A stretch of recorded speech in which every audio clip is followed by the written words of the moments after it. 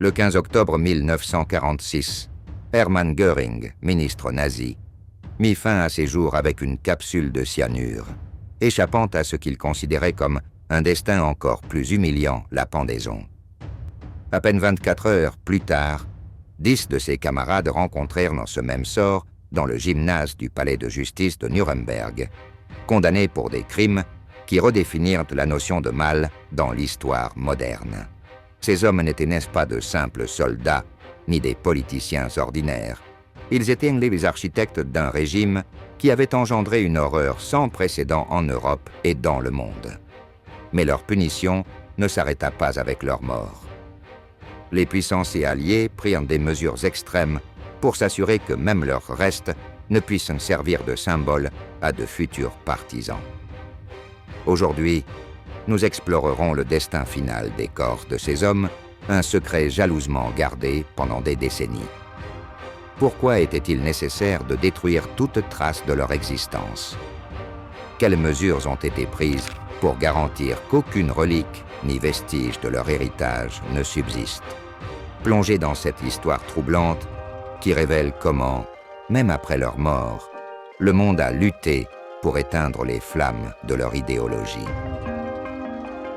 Bienvenue sur Wartime Archive. La fin de la guerre. Depuis son arrivée au pouvoir en 1933, Adolf Hitler a commencé à mettre en œuvre un plan systématique pour assurer ce qu'il appelait la pureté de la race allemande. Ce plan, connu sous le nom de solution finale, impliquait l'extermination physique de toute la population juive en Europe. Pour le réaliser, des camps de concentration et de travail, ainsi que des ghettos, ont été établis, où les Juifs étaient confinés dans des conditions inhumaines. Avec l'invasion de l'Union soviétique en 1941, les nazis ont intensifié ces politiques d'extermination. Des unités mobiles d'extermination et des bataillons spéciaux ont été déployés pour effectuer des massacres de masse. Des millions de personnes ont été déportées vers des ghettos et des camps d'extermination, où des chambres à gaz ont été utilisées pour tuer des centaines de vies en quelques minutes. Ces atrocités ont perduré jusqu'à la fin de la guerre, lorsque les troupes alliées ont pris Berlin et mis fin au régime nazi. Avec l'effondrement du Troisième Reich, les puissances alliées, l'Union soviétique, les États-Unis et le Royaume-Uni, connus sous le nom des Trois Grands, ont cherché à traduire en justice les responsables des crimes de guerre nazis. Initialement, Winston Churchill et Joseph Staline proposaient d'exécuter les dirigeants nazis capturés sans procès préalable. Cependant, Franklin D. Roosevelt, puis Harry S. Truman, ont défendu l'idée d'un procès international. Ce processus visait non seulement à punir les coupables, mais aussi à exposer au monde entier l'ampleur des atrocités commises, en particulier dans les camps d'extermination. C'est ainsi qu'est né le Tribunal militaire international, TMI, composé de juges des 4 nations alliées l'Union soviétique, les États-Unis, le Royaume-Uni et la France. Les procès se sont déroulés à Nuremberg, une ville chargée de symbolisme pour le parti nazi. Nuremberg avait non seulement été le lieu des rassemblements annuels du parti, mais aussi l'endroit où les infâmes lois raciales de 1935 avaient été adoptées, dépouillant les Juifs de leur citoyenneté allemande. De plus, la ville se trouvait en Bavière, le cœur du nazisme, où Hitler avait lancé son mouvement. Ces raisons, combinées à la disponibilité d'installations adéquates, ont fait de Nuremberg l'endroit idéal pour mener les procès. Le tribunal a présenté 4 chefs d'accusation principaux contre les accusés conspiration pour mener une guerre d'agression, crime contre la paix, crime de guerre et crime contre l'humanité.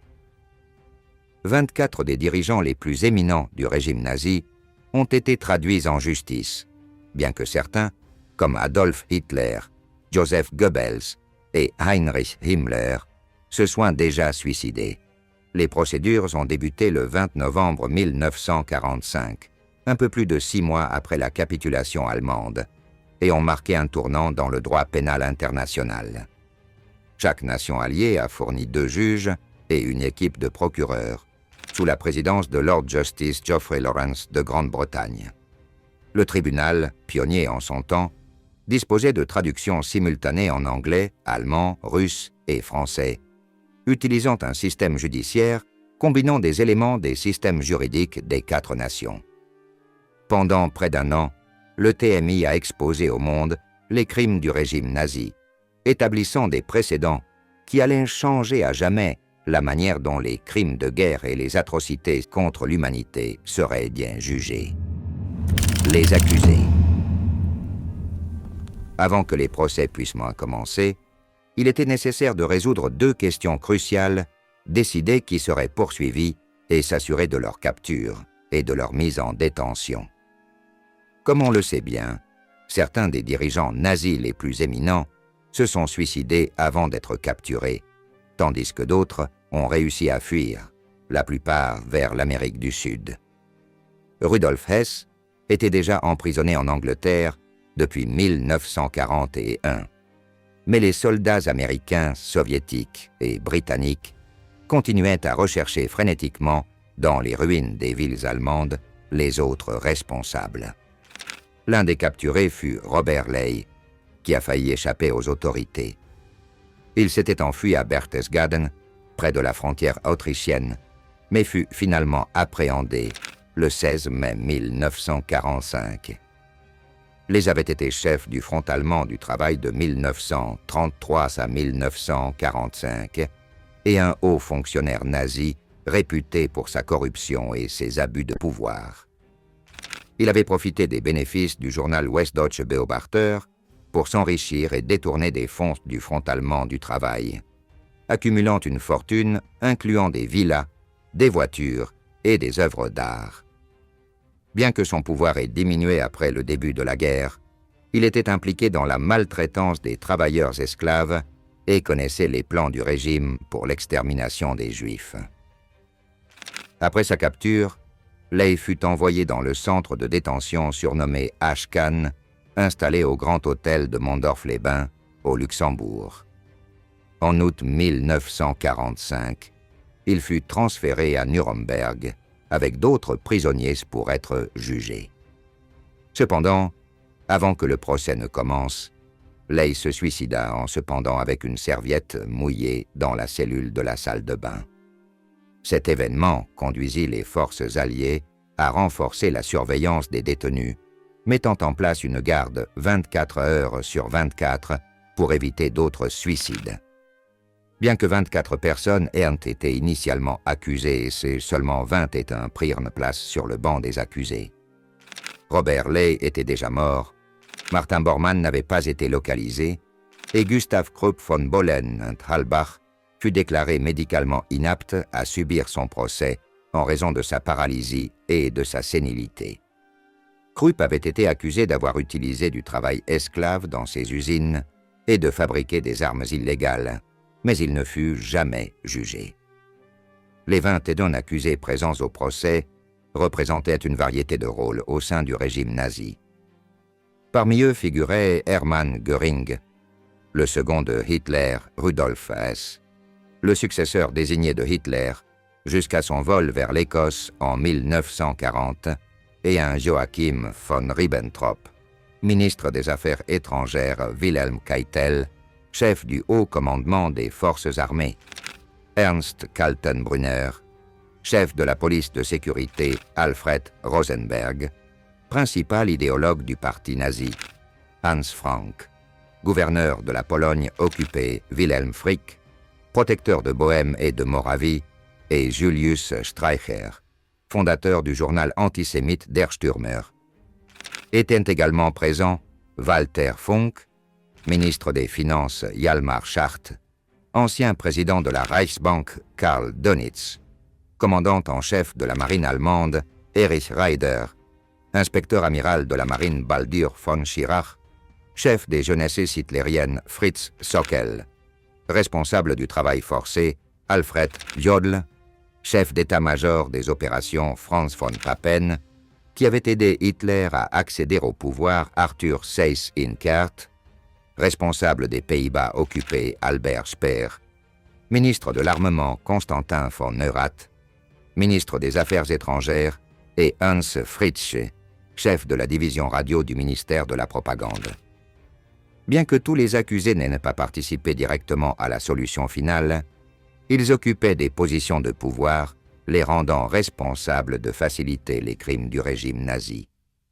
Parmi eux, Franz von Papen n'était pas en Europe pendant une grande partie de la guerre, mais son rôle antérieur dans l'accession de Hitler au pouvoir le plaça sous le regard attentif du tribunal.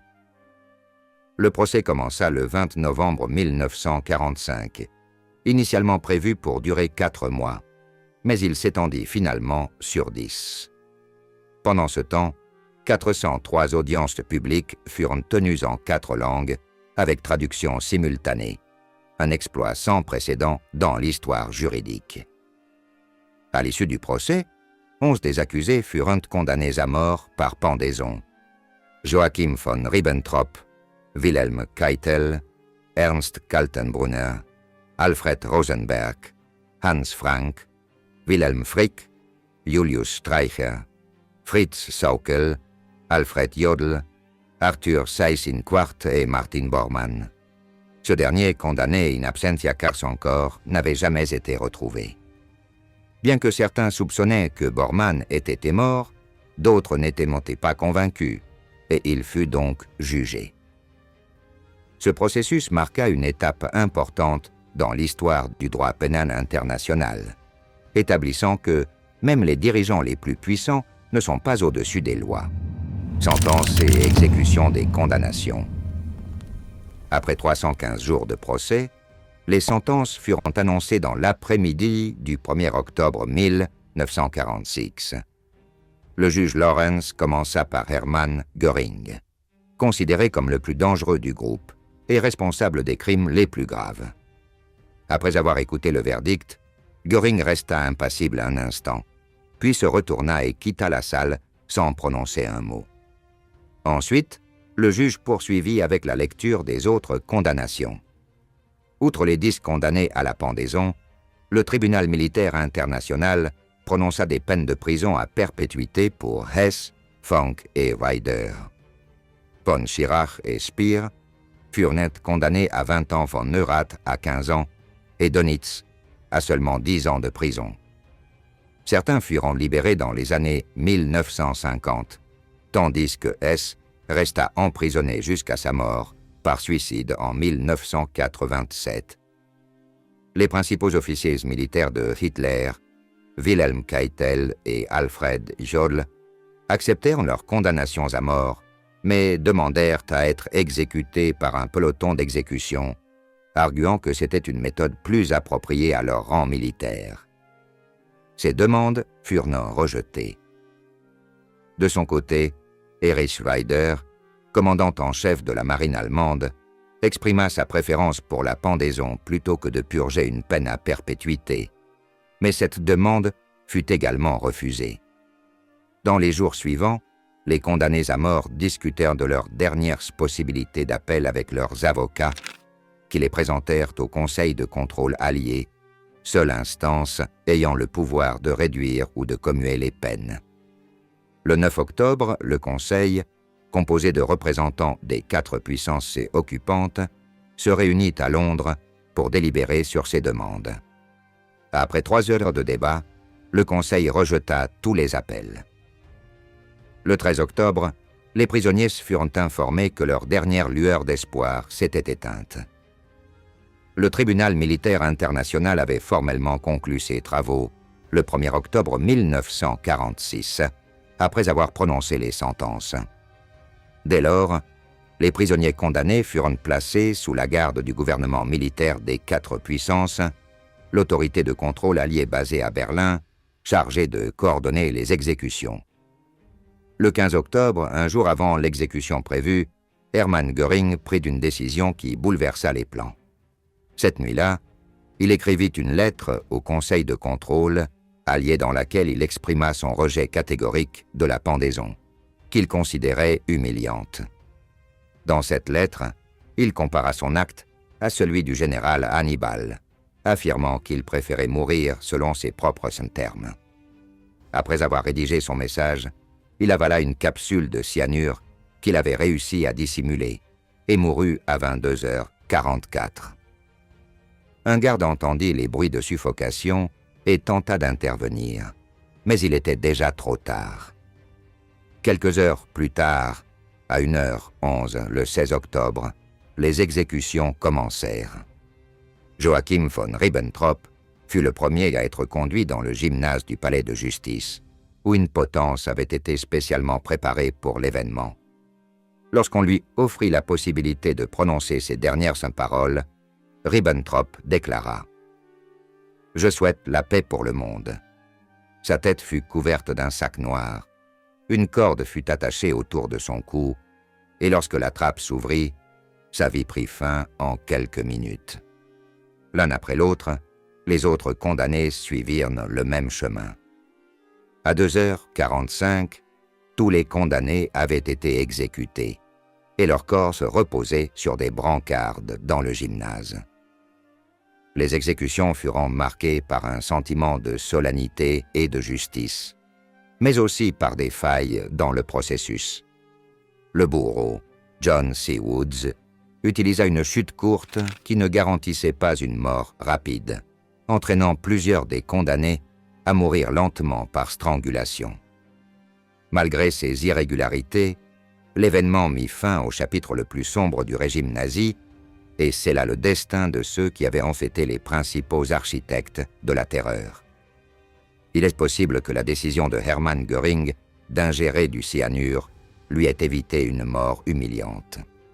Selon des témoins oculaires, les exécutions à la potence de Nuremberg furent un spectacle cruel et angoissant. Cela fut en grande partie dû à l'incompétence du bourreau désigné, John C. Woods.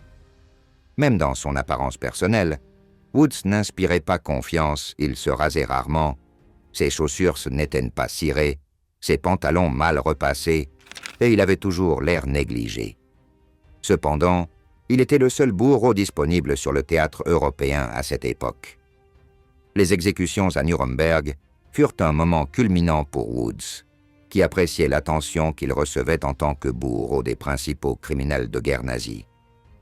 Dans le gymnase du palais de justice, il fit installer 3 potences en bois peintes en noir, conçues pour être utilisées en alternance en cas de problème technique.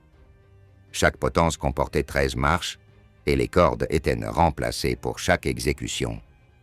La base des potences était cloisonnée sur 3 côtés et recouverte d'un rideau sombre pour masquer les luttes des condamnés. Après la mort de Joachim von Ribbentrop, le suivant à être conduit à la potence fut le maréchal Wilhelm Keitel.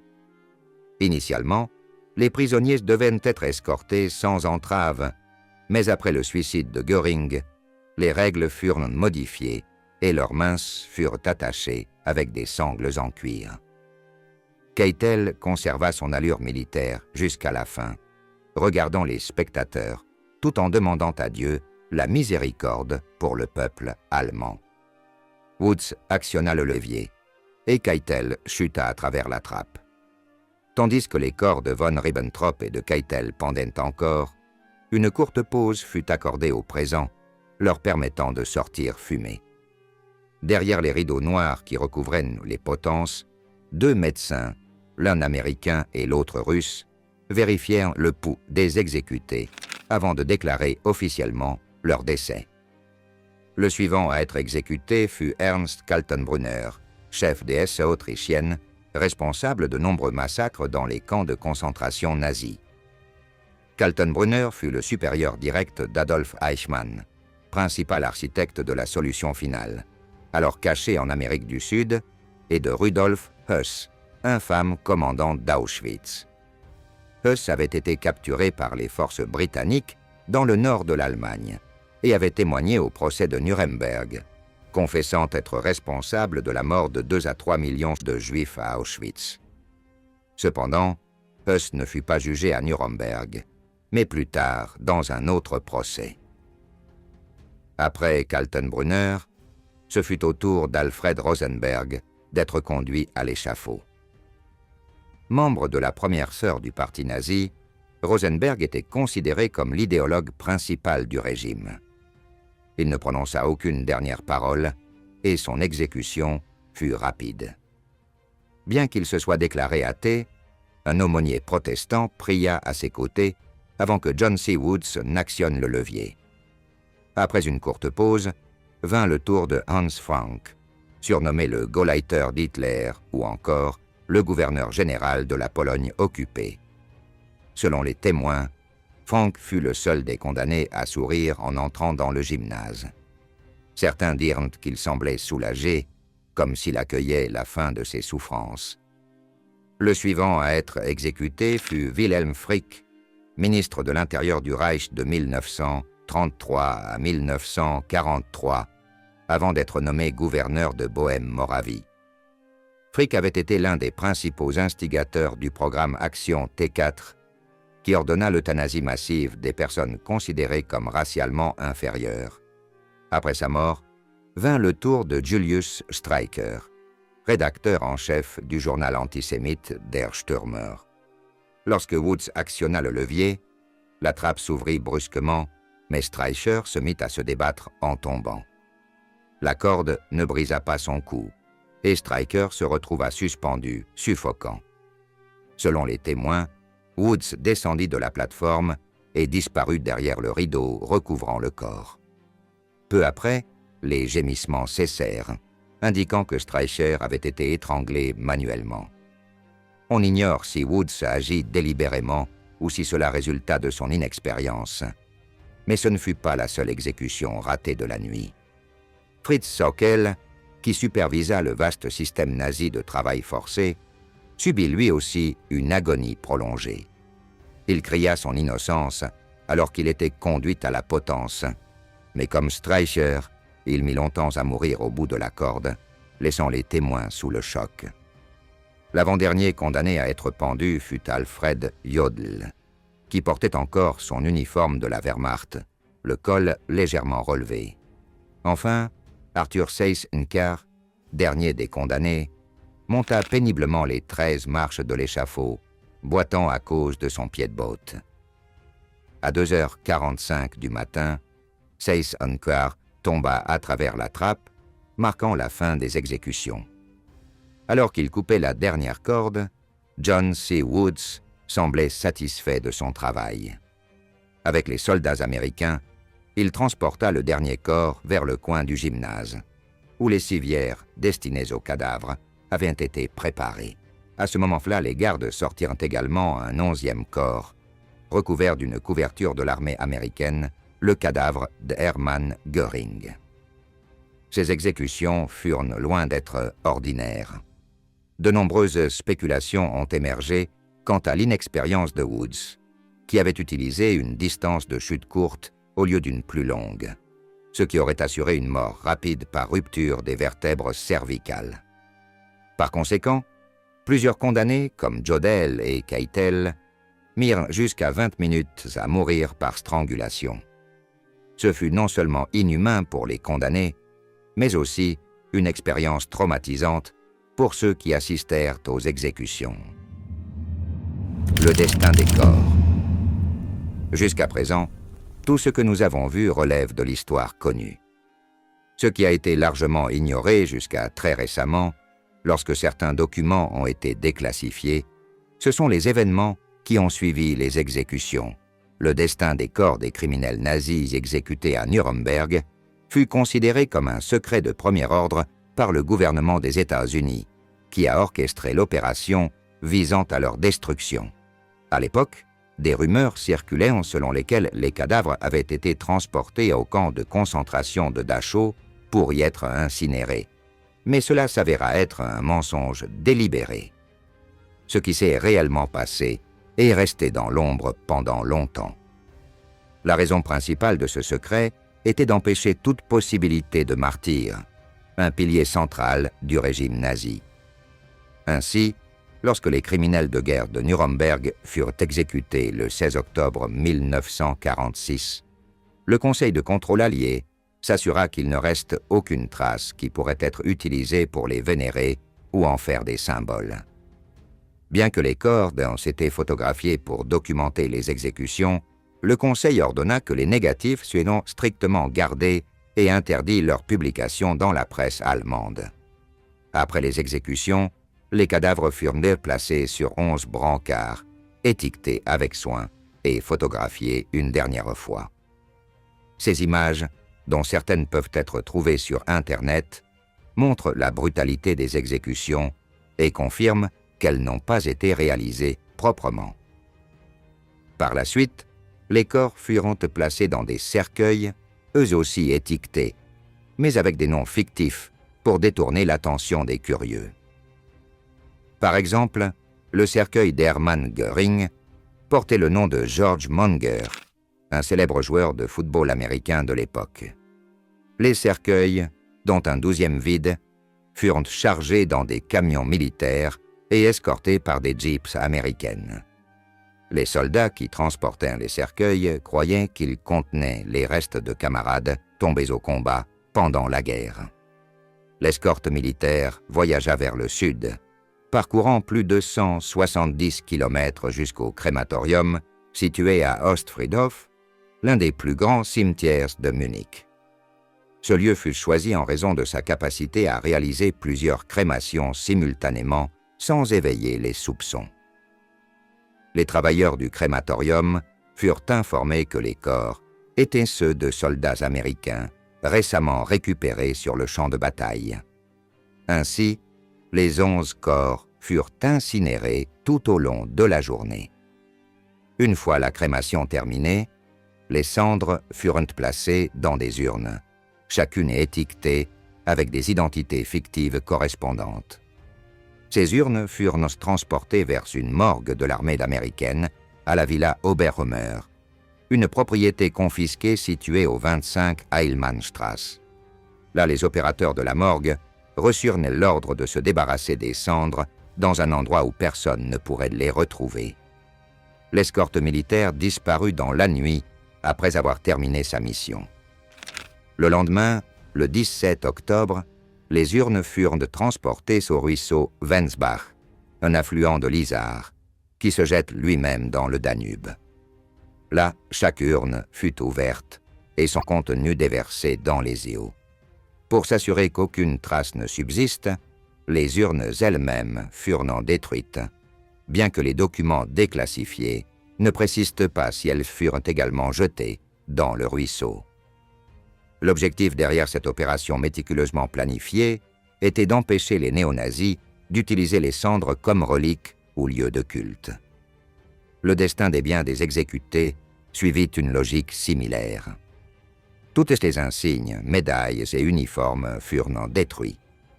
Les objets en or et en argent furent fondus pour être revendus et couvrir les frais des exécutions.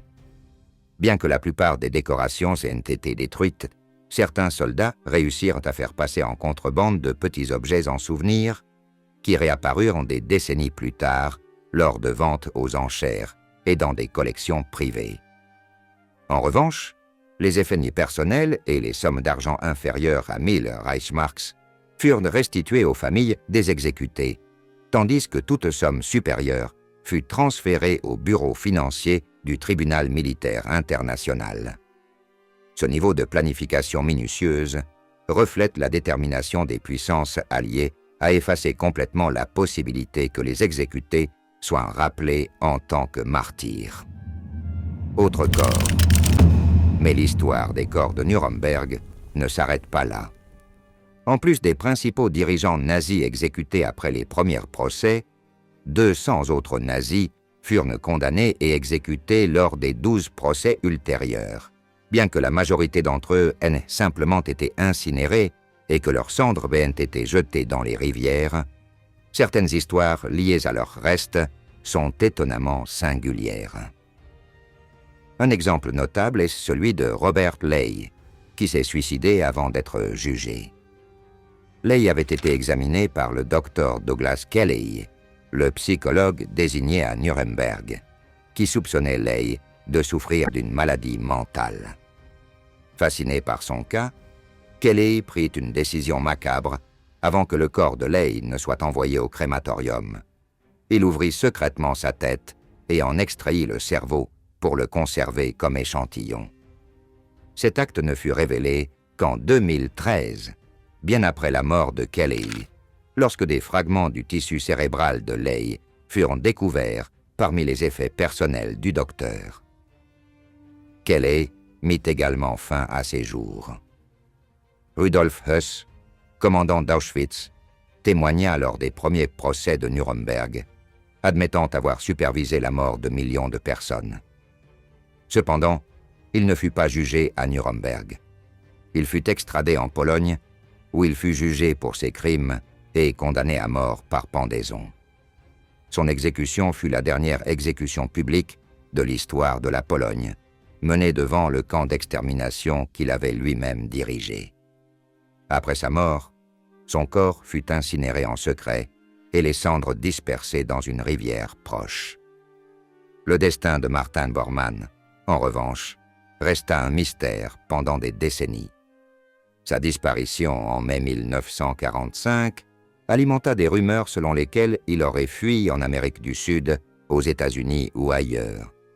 Il fut jugé par contumace à Nuremberg et condamné à mort. Cependant, en 1963, un témoignage révélateur fournit des indices. Albert Kromnow, un facteur à la retraite, affirma n'avoir enterré 2 corps sur ordre des Soviétiques à Berlin peu après la fin de la guerre. Bien qu'une première excavation ne donna rien, en 1972, des ouvriers du bâtiment découvrirent des restes humains près du lieu indiqué. Les analyses dentaires et d'autres tests médico-légaux identifièrent l'un des corps comme étant celui de Bormann et l'autre comme celui de Ludwig Stumpfegger, son médecin personnel. Des fragments de verre trouvés dans leur mâchoire suggèrent qu'ils étaient morts après avoir ingéré du cyanure. Les autorités allemandes confirmèrent officiellement la mort de Bormann en 1973, mais n'autorisèrent la crémation de ses restes qu'après des tests ADN effectués en 1998 qui le confirmèrent définitivement. Ses cendres furent dispersées en mer Baltique en 1999. Bien que les événements entourant les exécutions de Nuremberg et les histoires de leurs protagonistes soient empreints d'horreur et de tragédie, ils révèlent également les efforts délibérés des forces alliées pour effacer toute possibilité que ces criminels nazis deviennent des martyrs ou des symboles de culte. Ces décisions, bien que controversées, reflètent la détermination d'éviter que la haine et l'idéologie qu'ils représentaient ne se perpétuent à l'avenir.